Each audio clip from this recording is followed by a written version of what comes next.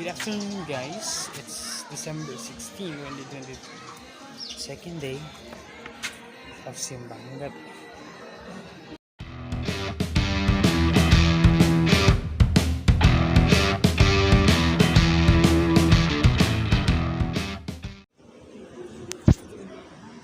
Hi guys, good evening. It's December 16, 2023. At Simbang Gabi ngayon. Second night, Simbang Gabi. So, dito tayo sa gilid side. See, side tayo ng St. Joseph Lower Girls. Which is konti pa lang naman yung mga tao. So, and I have my beloved Shinkero. Ito po yung aking motor. Hindi po siya ninja. Sa po siya Rusi Gama 200 yan. So, pasok na ho guys. Hinintay na naman natin start yung mas. Medyo napaaga ata tayo. And then grabe, ang sakyan.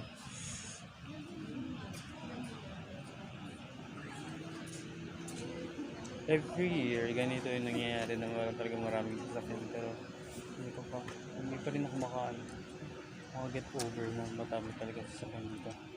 Sample guys, ito yung wala pa yan. Hindi pa nagdaratingan yung iba.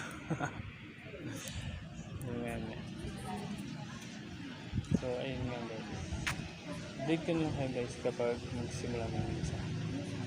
See ya.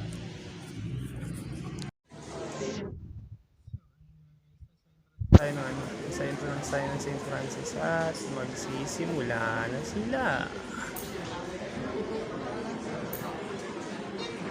Kahit malayo tayo.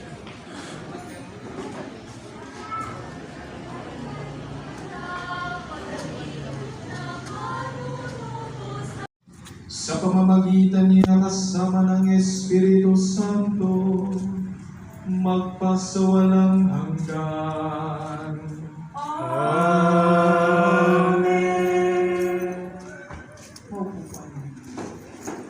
Nasa puso ng propeta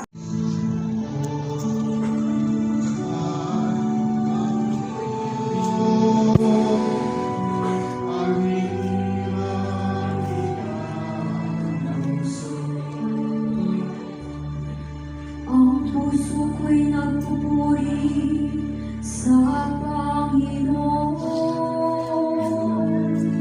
at nagagalak ang aking espiritu dahil sa Diyos na aking tagapagligtas, pagkat nilingang niya ang kaniyang pag-ibig,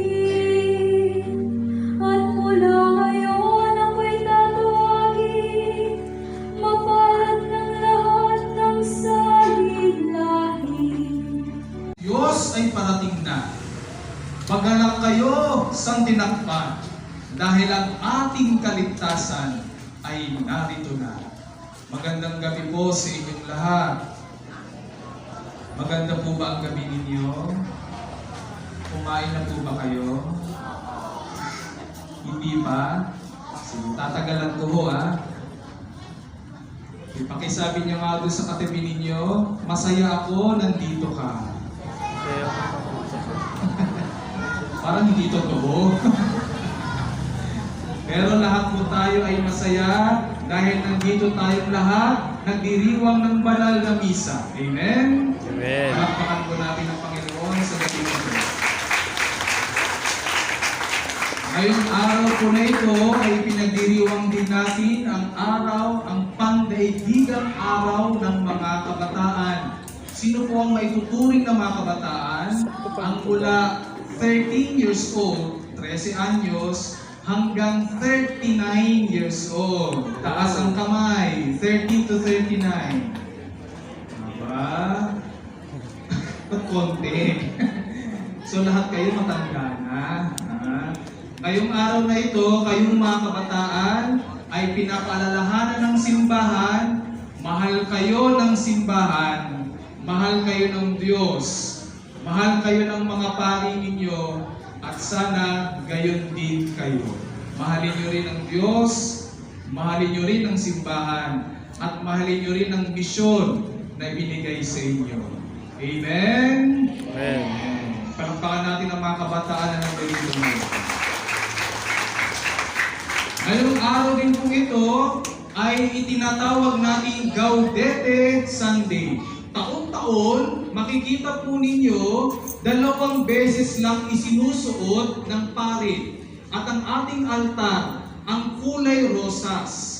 2 lang po. Una, kapag 3 linggo ng Adbyento. Ikalawa, kapag 3 linggo ng Lenten season. Tama ba? Baka mali ako. O basta during Lenten season at during Advent season, lang isinusuot ng pari ang rosas na kulay na pagsuot. Bakit? Dahil ito po ay pagpapakita, pagpapaalala sa ating lahat na mayroong nalalapit na okasyon na kailangan nating ipagdiwang.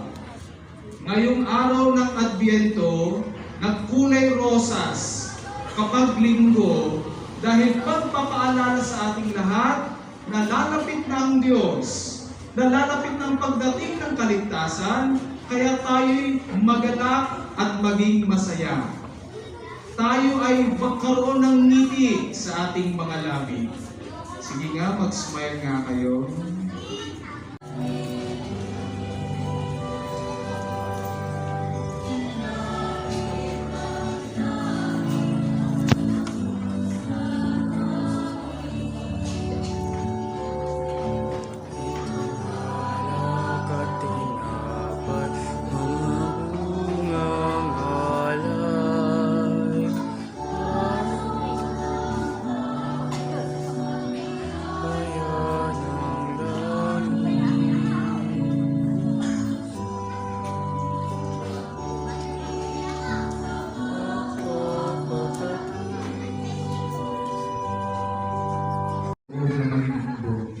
Hinawakan niya ang tinapay. Pinasalamatan kanya. Pinaghati-hati niya iyon. Iniabot sa kanyang mga alagad at sinabi, "Tanggapin niyong lahat ito at kanin. Ito ang aking katawan na ihandog para sa inyo."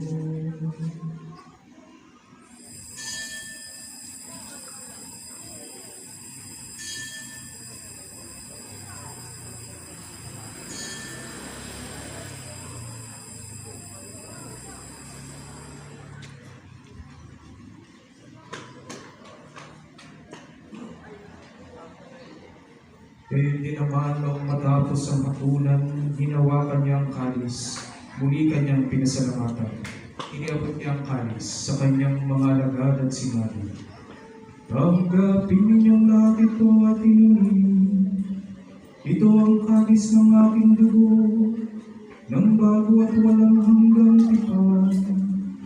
Ang aking dugo na ibubuhos para sa inyo at para sa lahat, sa ikapagpapatawad ng mga kasalanan. Gawin niyo ito sa pag-alala sa akin."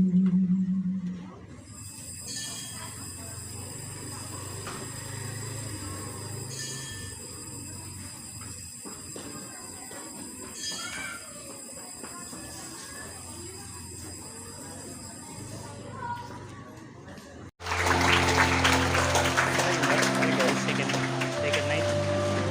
Bang galing. So guys, ayun, touchdown.